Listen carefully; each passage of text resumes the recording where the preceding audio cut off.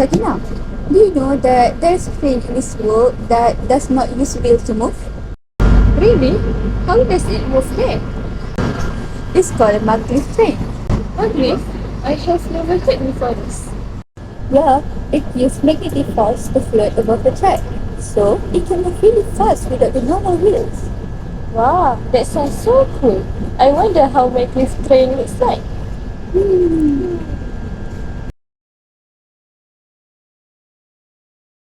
One of the main components is the superconducting magnet.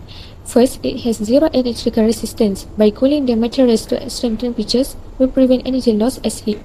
To achieve this, a cryogenic cooling system using liquid nitrogen or helium is used to keep the magnets at sub-zero temperatures. This results in high-intensity magnetic fields, which are much stronger and more stable. Ultimately, this provides superior levitation and propulsion, allowing the train to float higher and travel at much faster speeds. Moving on, magnetism plays a significant role in the operation of the Maglev train. The first role is the electromagnetic propulsion, and the second role is the electromagnetic levitation. Magnetism allows for frictionless movement, enabling high-speed travel without any physical contact. By interacting with the track, these magnets create a powerful push that drives the train forward. And because it's all magnetic, we can precisely control acceleration and braking just by adjusting the fields. Maglev trains utilize an electromagnetic system to hover above the tracks. By using strong magnets that repel each other, a powerful outward force is generated to counter gravitational pull. This effectively levitates the train and eliminates all friction with the rails.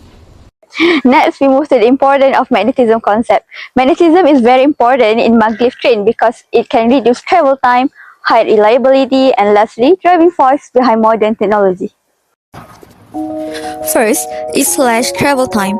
Maglev trains hover to eliminate friction, letting us travel at incredible speeds. Secondly, is highly reliable. No wheels means no wear and tear, making the whole system last longer with less maintenance. Lastly, is the backbone of modern tech. From daily electric motors to life-saving MRIs, magnetism makes our world faster, safer, and greener. And that's why magnetism is so essential.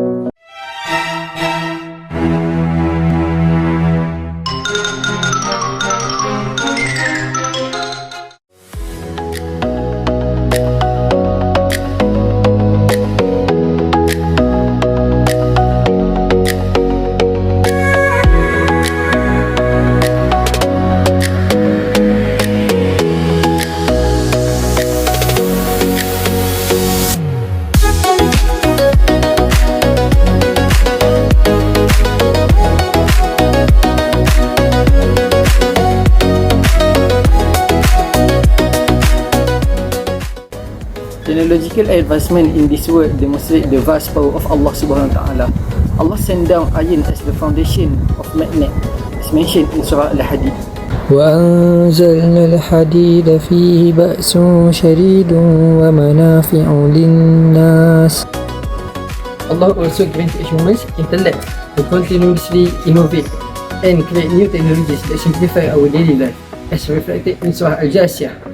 وسخر لكم ما في السماوات وما في الأرض جميعا منه إن في ذلك لآيات لقوم يتفكرون. It is clear behind all of this amazing invention, Allah is the ultimate creator of everything. All praise be to Allah.